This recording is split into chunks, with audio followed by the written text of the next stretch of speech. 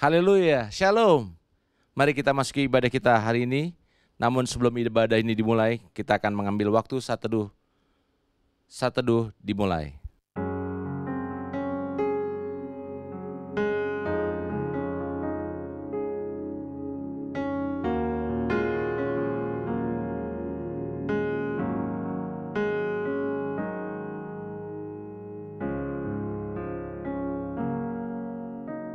Saat teduh selesai.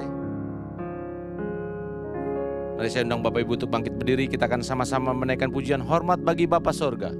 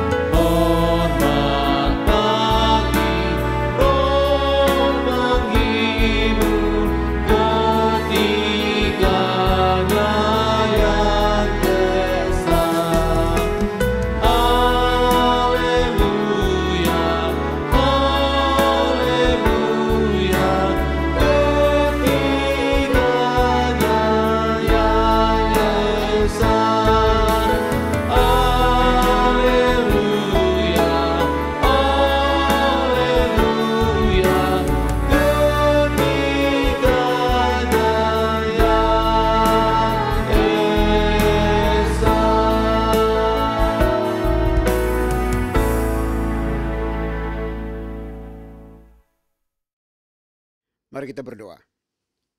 Pertolongan kita di dalam ibadah ini, biarlah jadi di dalam nama Bapa, di dalam nama Putra, dan di dalam nama Roh Kudus. Haleluya. Amin. Haleluya. Kita berbahagia karena kita menjadi ahli waris kerajaan surga. Mari kita sambut pujian kita dengan menaikkan pujian Ku Berbahagia Yakin Teguh.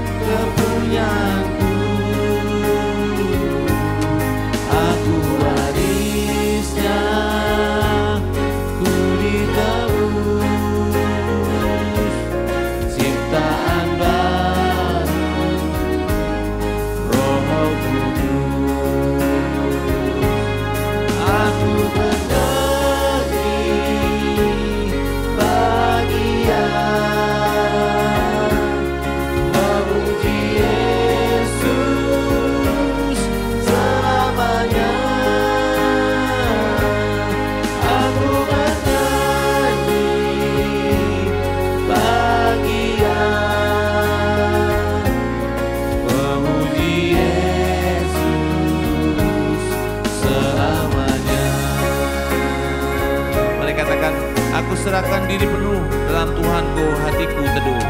Aku serahkan diri penuh dalam Tuhanku, hatiku teduh. Sambil menyongsong kembalinya, selamanya.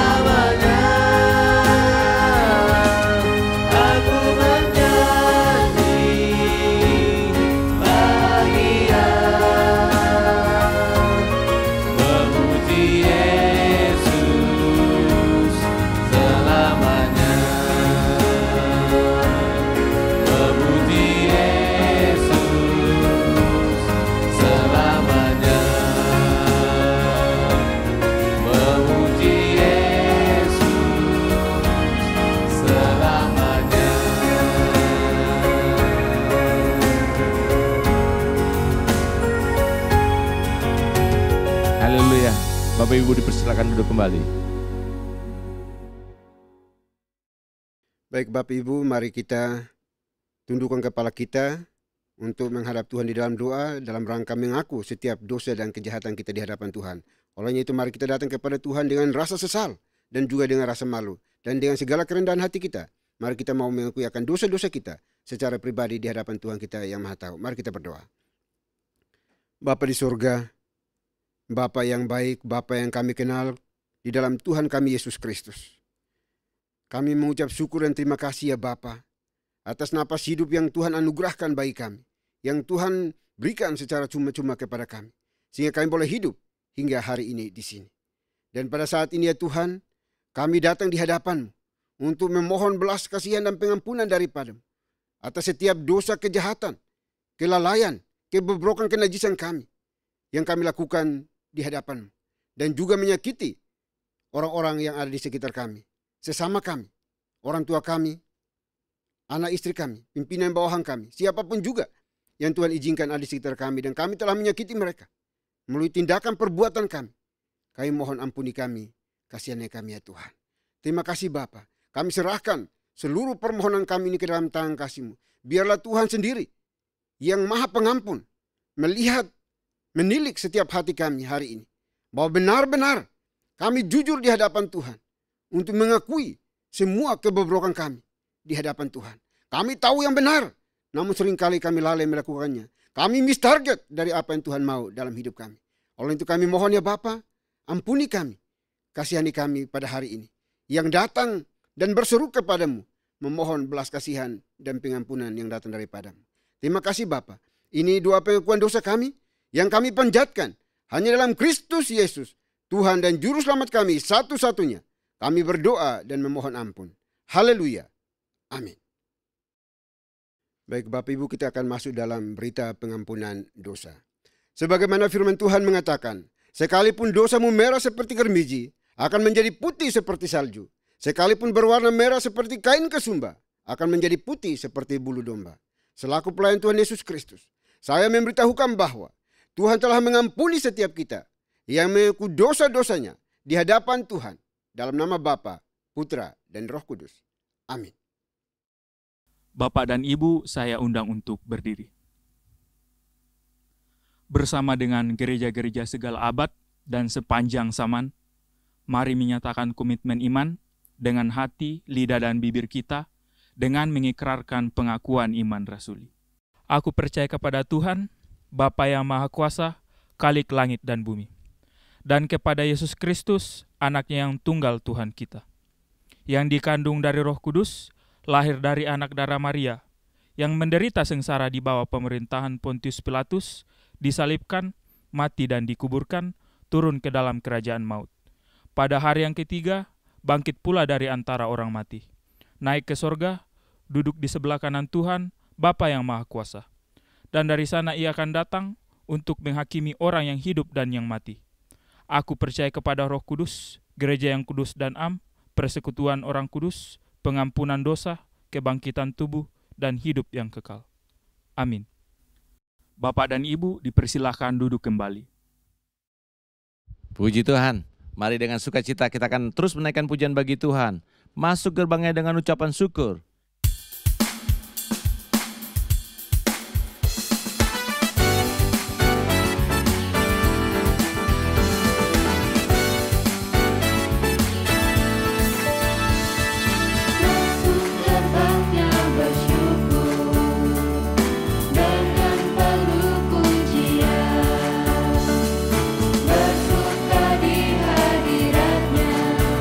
Nyanyi besarkan agung nama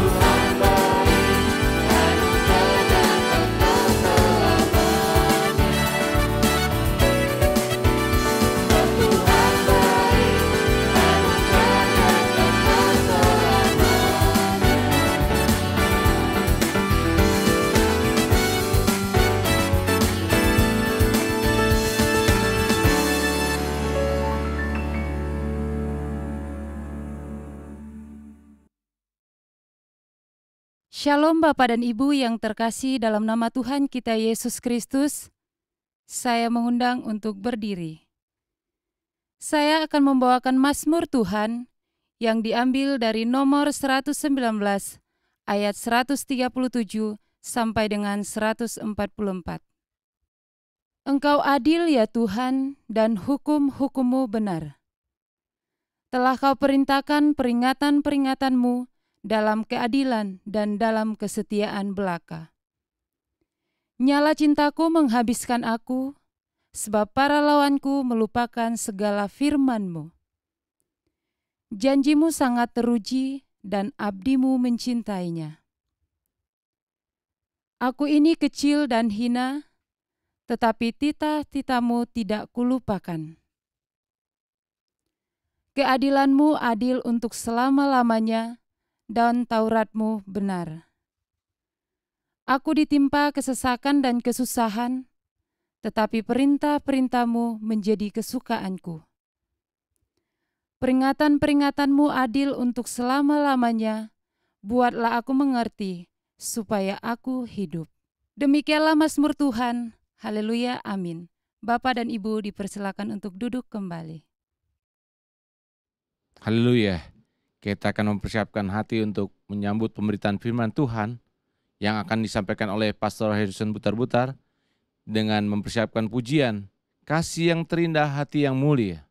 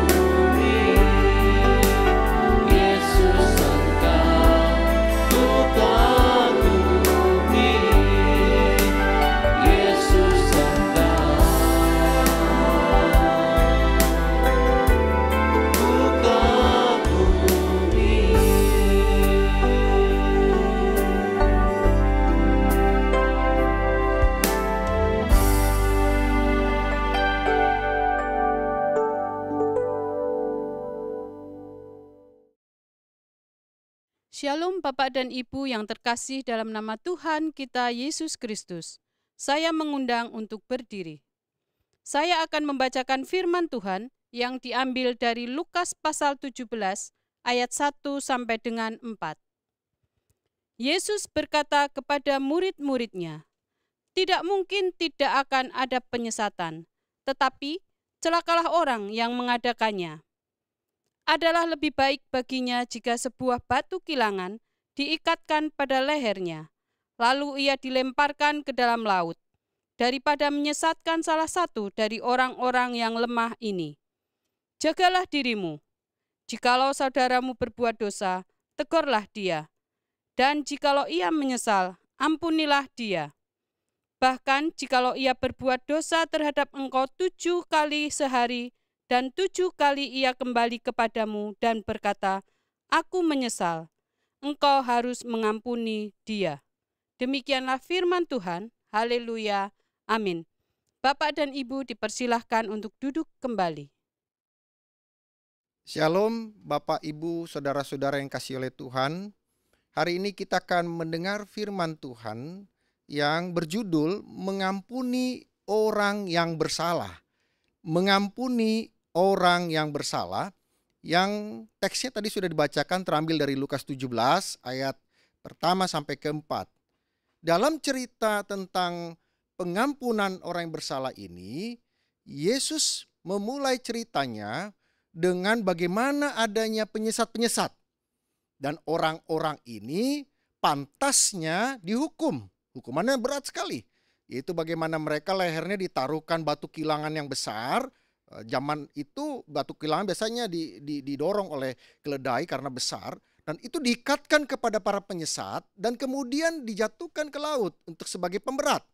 Sedemikian besarnya hukuman yang diterima oleh penyesat. Dan di bagian pasal yang ketiga, Yesus juga berbicara tentang jaga dari orang-orang penyesat ini. Tetapi kemudian ketika dia berbicara tentang penyesat ini, dia memasuki cerita tentang pengampunan. Sehingga timbul beberapa penafsiran. Yang pertama, memang penyesat itu tidak pantas diampuni dan kemudian dia pantas dihukum karena dia mungkin tidak mau mengakui kesalahannya. Kemudian tafsiran yang kedua, mereka juga bisa diampuni jika mereka mau mengakui kesalahannya. Dan kemudian tafsiran ketiga, pengampunan itu melampaui segala kesalahan manusia.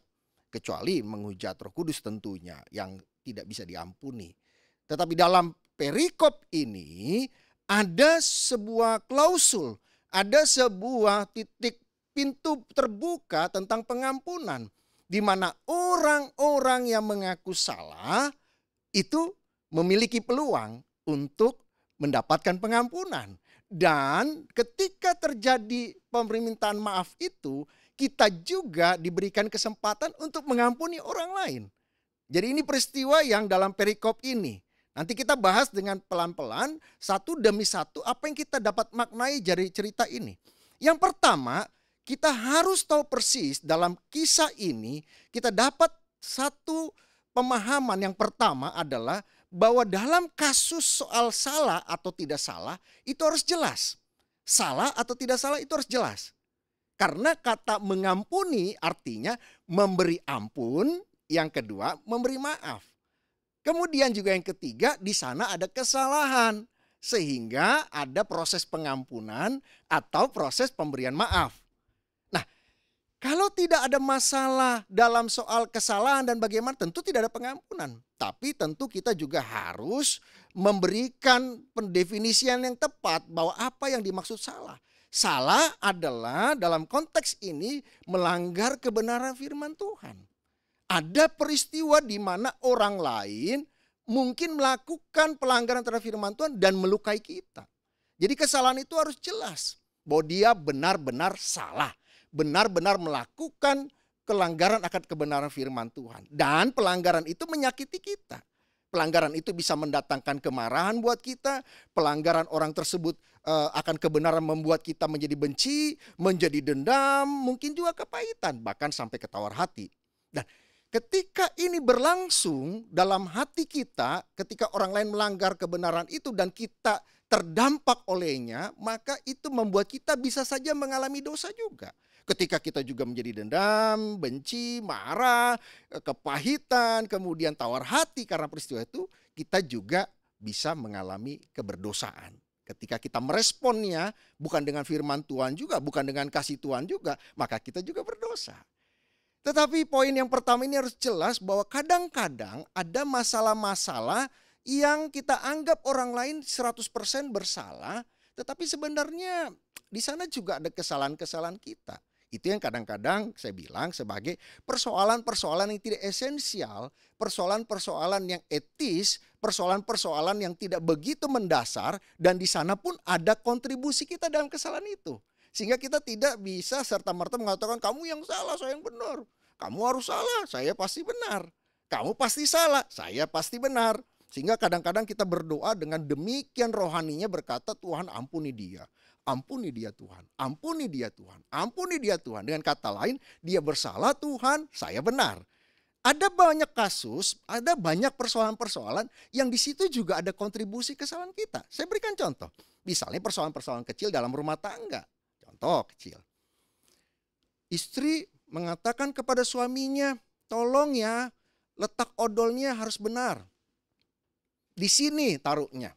Atau istri juga mengatakan kepada suaminya, tolong ya letak pengkinya jangan di bawah sapu. Nanti sapunya jadi kotor karena pengki tempat kotoran. Ketika istri memaksakan peraturannya dan ketika suami tidak mau mengalah, maka terjadi konflik. Persoalan ini timbul dari dua belah pihak. Pertama, si istri memaksakan sesuatu yang tidak esensial dan harus dikerjakan sebagai sepertinya sebuah kebenaran yang berkaitan dengan keselamatan atau sesuatu yang begitu besar. Itu kesalahan pertama. Kesalahan kedua adalah si suami tidak mau mengalah. Padahal dia harusnya mengasihi istrinya dan bentuk dari kasih adalah kadang-kadang atau seringkali kita harus mengalah. Karena itu bukan persoalan esensial. Kita bisa mengalah. Oke, kita taruh letak odol itu pada tempat yang diinginkan istri.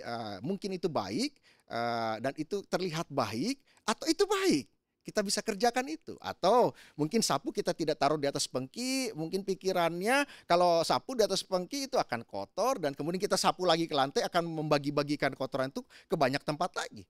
Nah, suami juga ada di posisi yang harus mengalah di dalam bentuk kasih itu. Tapi kesalahan ketiga adalah kedua-duanya ngotot. Kedua-duanya bersikeras. Kedua-duanya menetapkan hati untuk mengatakan yang paling benar sehingga terjadi konflik.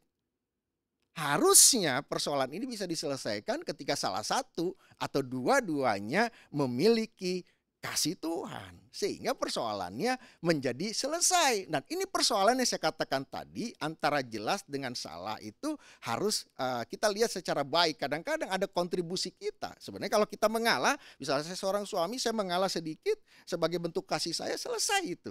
Dan mungkin juga nanti istri saya akan belajar bahwa istri suami saya mengalah, dia mengasihi saya. Dan kemudian dia berpikir bahwa karena dia mengasihi saya tidak boleh begitu keras. Nah, ini satu proses yang harus kita pahami dengan baik. Yang dimaksud Yesus dalam perikop tadi adalah orang yang benar-benar salah. Dalam konteks di ayat pertama dan kedua adalah bicara tentang penyesat-penyesat yang membawa orang meninggalkan Tuhan. Itu yang menjadi dasar ukur bahwa orang melakukan kesalahan. Jika orang melakukan kesalahan dan itu melanggar kebenaran, maka dia bisa kita berikan pengampunan kalau dia mengaku salah. Kemudian ada pertanyaan berikutnya lagi, poin kedua yang kita mau pelajari hari ini. Berapa kali sih kita harus mengampuni orang yang bersalah kepada kita? Ini pertanyaan yang klasik yang seringkali menjadi diulang-ulang oleh umat Tuhan berdasarkan perikop-perikop di dalam kitab suci. 7 kali itu pertanyaannya, 7 kali kah kami sehari harus mengampuni orang lain?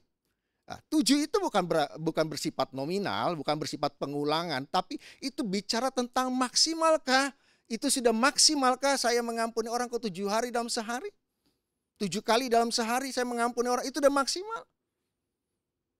Kemudian dalam Matius 18 ayat 21 sampai 35, Yesus juga ditanyakan memiliki kesamaan cerita di dalam Injil sinoptik itu, dan kemudian Yesus juga berkata bahwa harusnya engkau 7 kali 70 kali kau mengampuni orang yang sama, mungkin kesalahan yang sama diulang-ulang.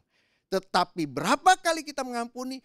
7 itu melambangkan kesempurnaan kesalahan dari orang yang bersalah kepada kita. Sampai tahap itu juga kau harus mengampuni.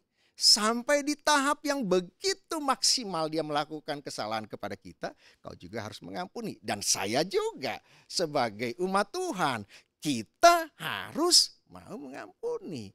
Kadang-kadang kita berkata, ya saya sudah berkarunia ya Tuhan. Saya sudah bisa melakukan mukjizat ya Tuhan.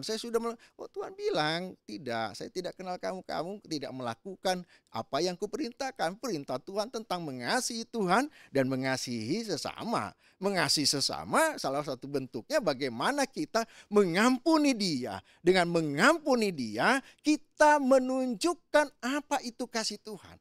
Apa itu kasih yang sesungguhnya? Kasih agape itu kasih yang membawa orang mengenal siapa Tuhan itu.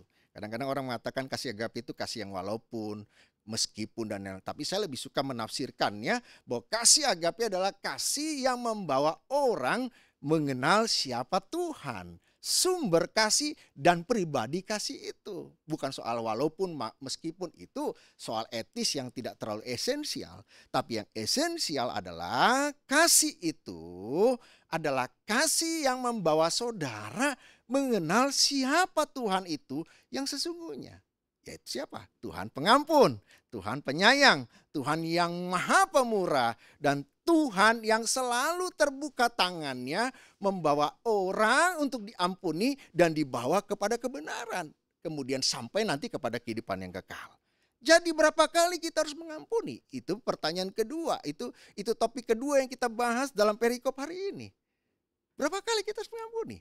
Semaksimal orang itu melakukan keberdosaan, kebersalahan kepada kita, sampai di situ juga kita harus berusaha dalam pertolongan Tuhan untuk mengampuni orang yang bersalah kepada kita.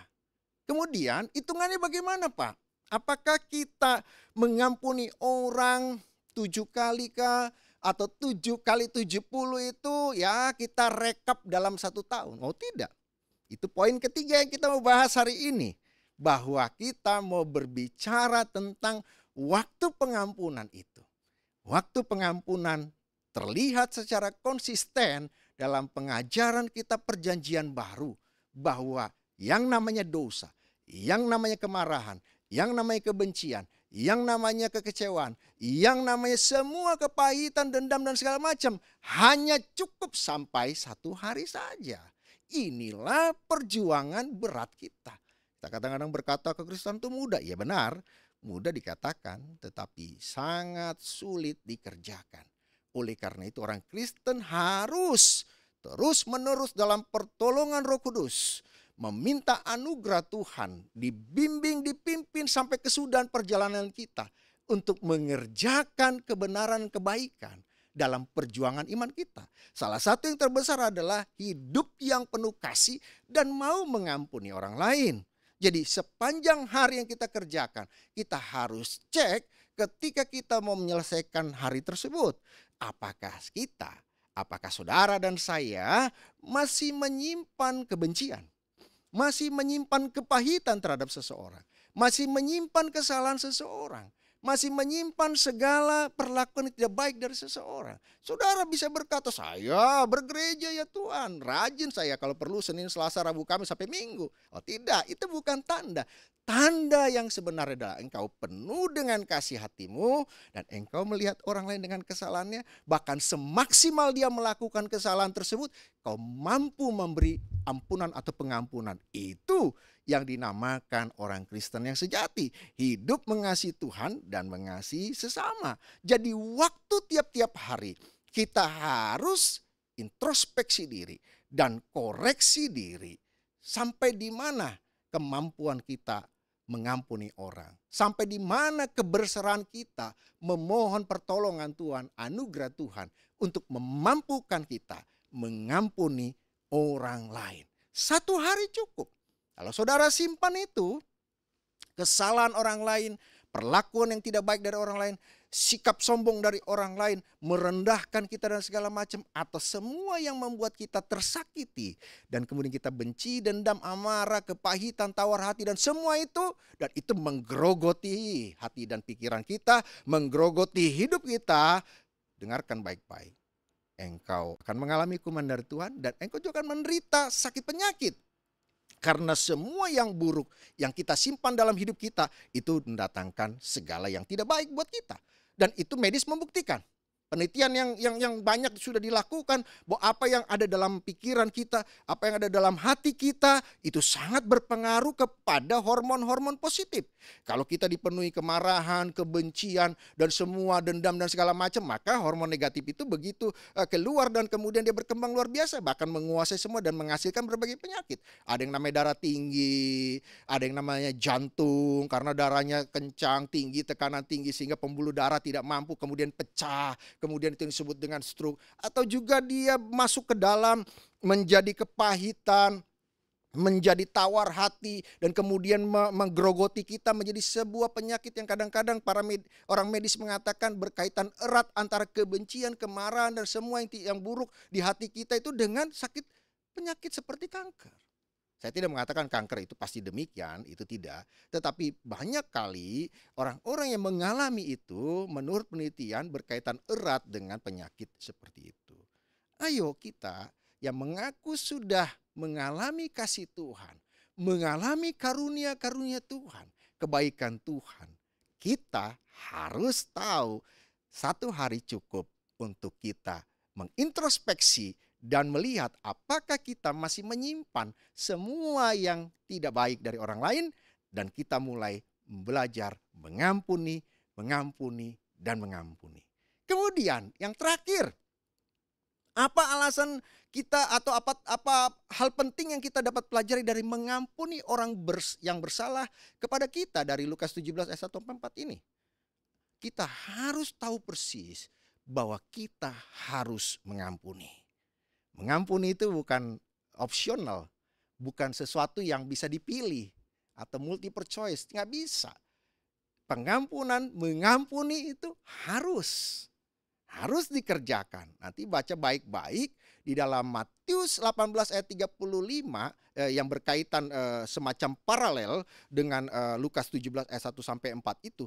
Bahkan dikatakan dalam Matius, Yesus mengatakan kalau engkau tidak mengampuni orang dengan segenap hatimu. Oh, ini klasifikasinya luar biasa. Dengan segenap hatimu. Bukan hanya mengampuni sekedar, gue udah ngampunin lu ya, aku udah ngampunin kamu ya, Jeng aku udah ini ampunin kamu ya. Tapi di hati masih menggerogoti, kemudian di belakang masih ngomongin, kemudian masih ingat kelakuan dia. Sampai detail-detail apa yang dia lakukan, jamnya, menitnya, apa yang dikerjakan, semua detail-detail. Kemudian bagaimana prosesi dia masuk untuk masuk menyakiti kita, semua masih ingat. Padahal kita bilang, saya udah ngampuni kamu loh Jeng, saya udah ngampuni kamu loh Pak, saya udah ngampuni kamu loh. Ini semuanya itu di bibir, tapi tidak di dalam hati. Hati adalah pusat dari semua. Hati tidak bisa dibohongi dan membohongi. Hati langsung transparan di hadapan Tuhan. Dan kemudian Yesus mengatakan, kalau engkau tidak mengampuni, dengar baik-baik, dengan segenap hatimu.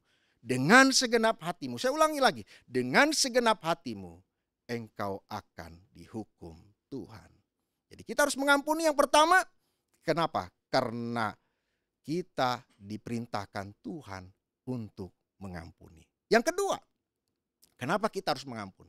Karena Tuhan lebih dulu mengampuni kita. Tuhan lebih dulu mengampuni kita.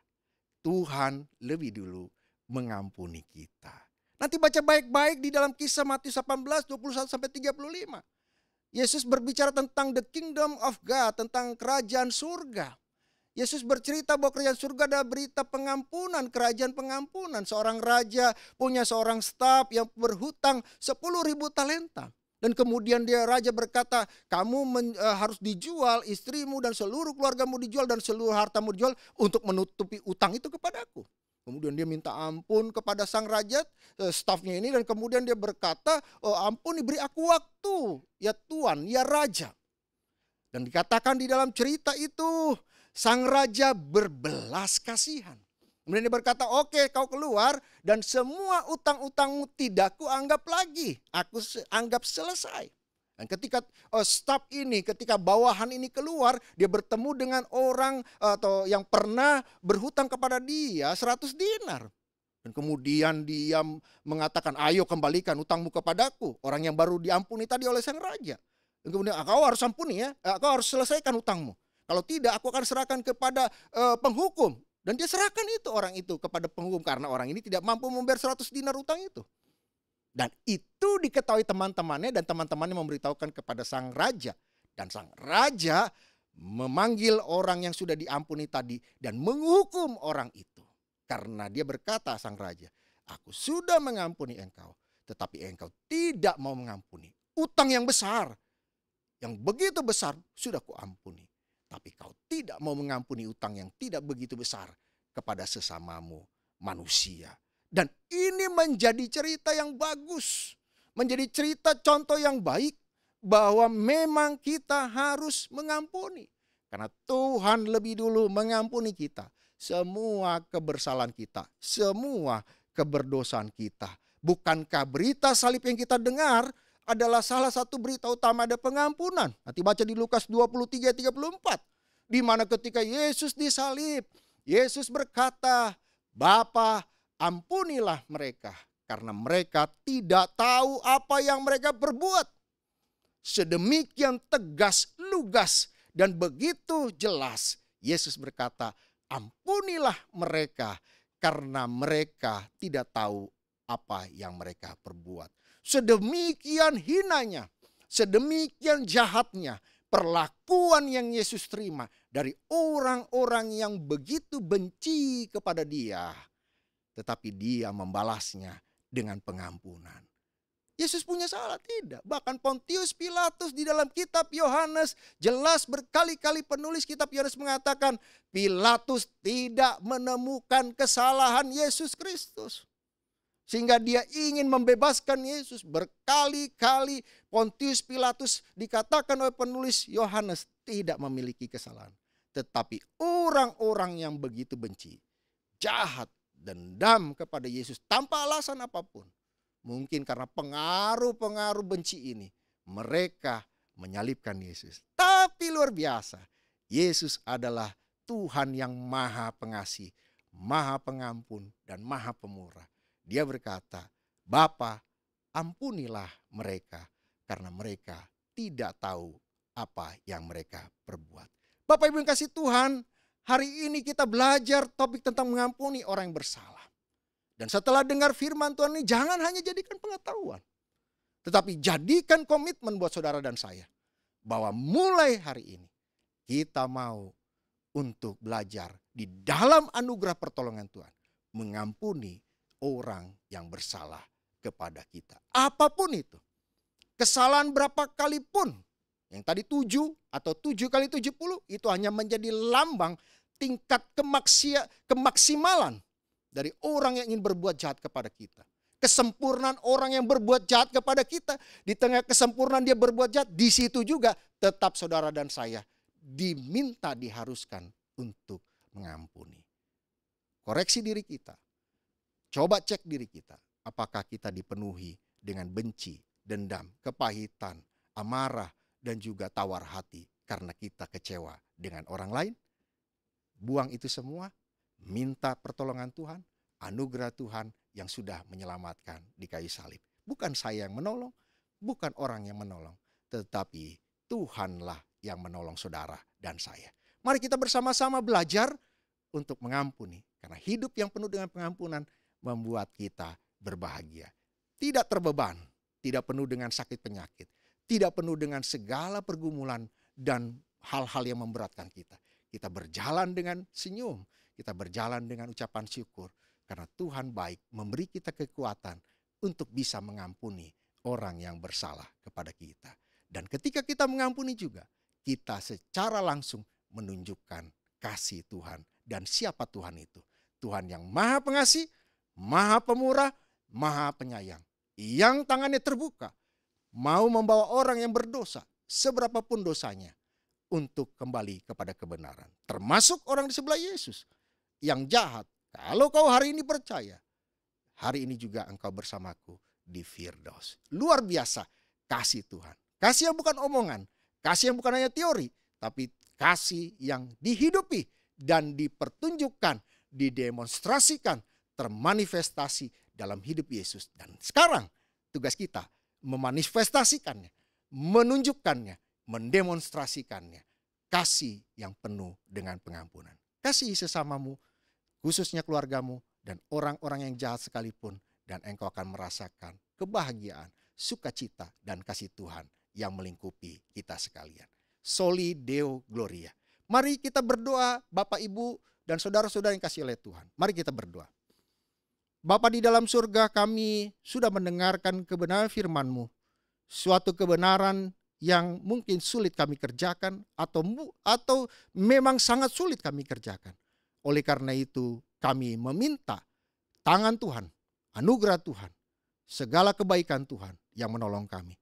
Jadikan kami orang yang mampu karena dimampukan Tuhan untuk mengampuni orang yang bersalah kepada kami. Semaksimal orang itu berbuat jahat kepada kami, disitulah anugerah Tuhan semakin besar buat kami untuk kami dapat mengampuni orang yang bersalah kepada kami. Kami tidak mau dikuasai oleh dendam, amarah, kebencian, kepahitan, tawar hati, segala yang buruk karena kekecewaan. Tetapi kami mau hidup dengan ucapan syukur dan hati yang siap mengampuni orang lain. Karena Engkau sudah lebih dulu mengampuni kami. Terima kasih Tuhan, hanya di dalam nama Tuhan Yesus. Tuhan yang begitu baik, Maha Pengasih, Maha Penyayang, dan Maha Pengampun. Kami berdoa dan menyerahkan doa kami, menyerahkan semuanya ke dalam tangan pertolongan Tuhan. Amin. Haleluya. Bapak Ibu Saudara sekalian yang dikasihi Tuhan, pada saat ini kita diberikan kesempatan untuk memberikan persembahan kepada Tuhan. Persembahan dapat diberikan melalui nomor rekening yang tertera di layar. Sambil persembahan dijalankan, kita akan naikkan pujian persembahanku.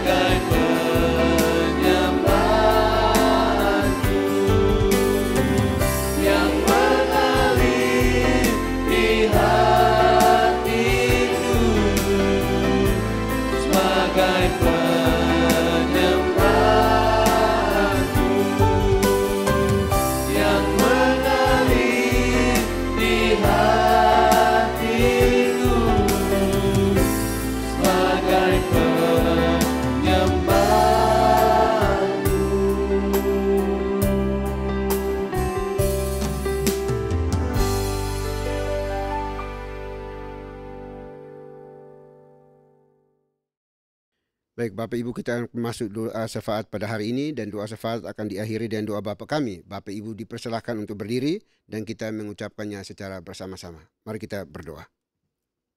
Bapa di surga, kami datang di hadapan-Mu mengucap syukur dan terima kasih untuk cinta kasih-Mu bagi kami, sehingga hari ini kami boleh ada di tempat ini untuk boleh bersama-sama beribadah, memuji, menyembah, dan memuliakan nama-Mu.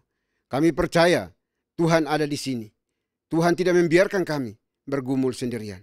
Terima kasih Bapa. Biar kiranya apa yang kami lakukan hari ini berkenan dan menyenangkan hati Tuhan.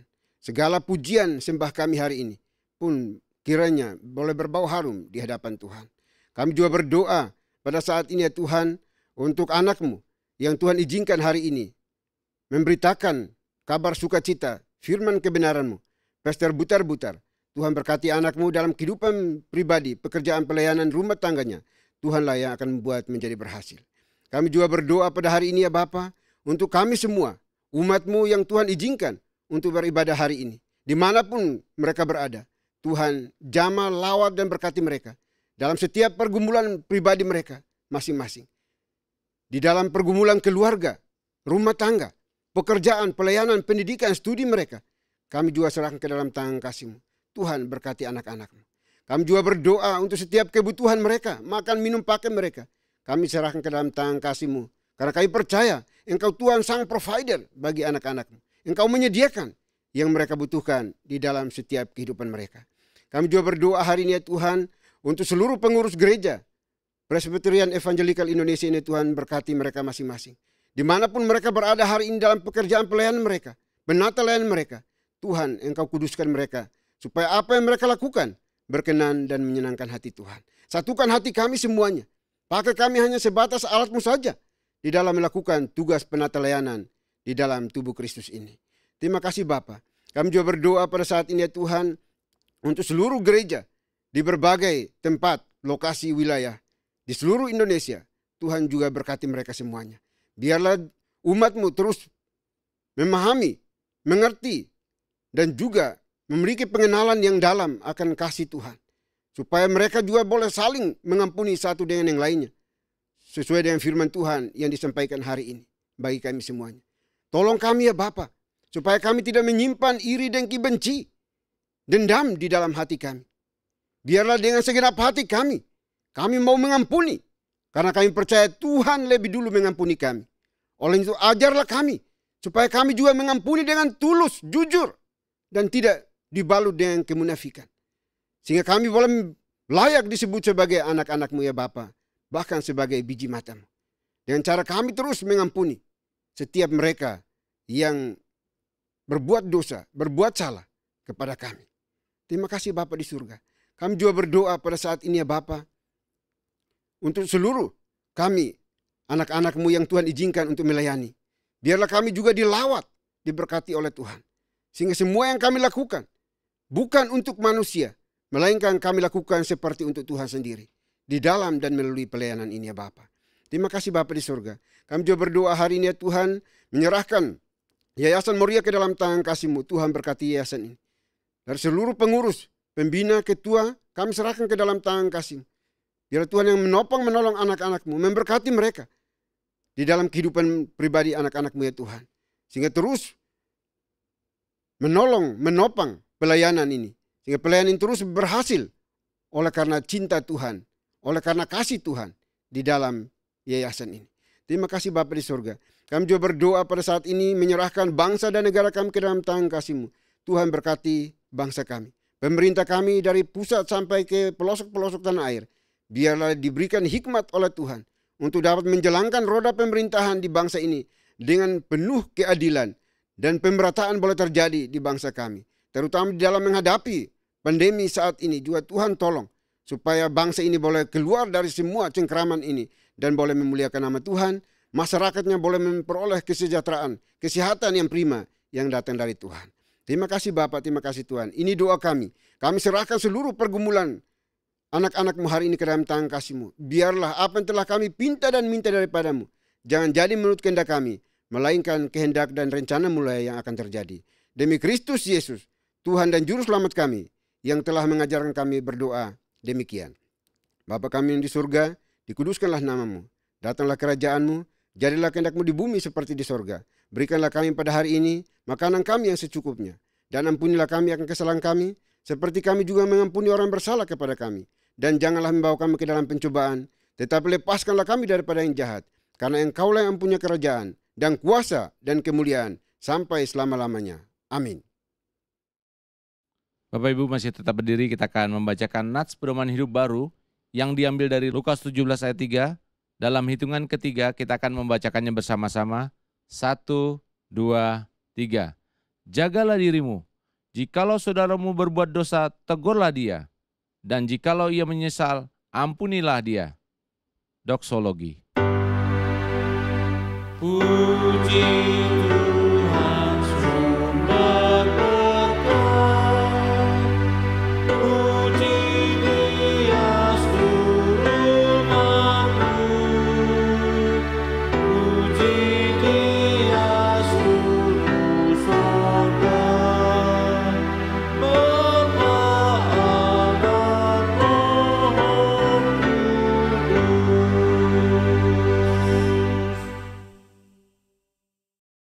Baik Bapak Ibu Saudara dikasihi oleh Tuhan, kita akan kembali ke tempat kita masing-masing untuk melakukan tugas tanggung jawab kita sepanjang hari ini. Namun jangan lupa pesan firman Tuhan yang sudah disampaikan, supaya kita juga terus mengampuni orang-orang yang bersalah kepada kita. Persiapkan hati kita dan terimalah berkat Tuhan. Kiranya anugerah damai sejahtera yang datangnya dari Bapa di sorga, dari Tuhan kita Yesus Kristus, serta penyertaan pimpinan kuasa Roh Kudus, memimpin, menuntun, menyertai kita senantiasa, mulai hari ini sampai selama-lamanya. Haleluya. Amin.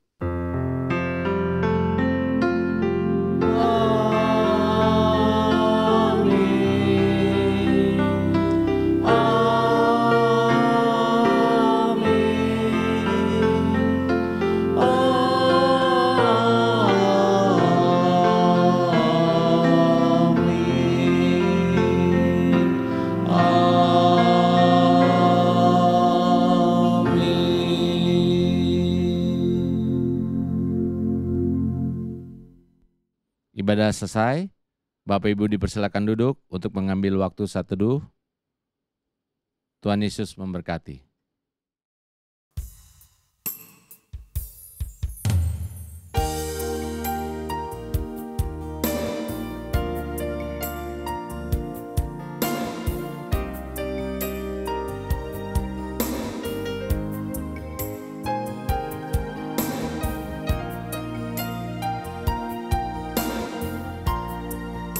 Betapa ku mencintaimu,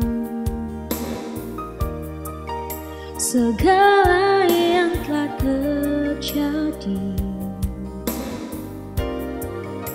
tak pernah sendiri jalani hidup ini, selalu menyertai.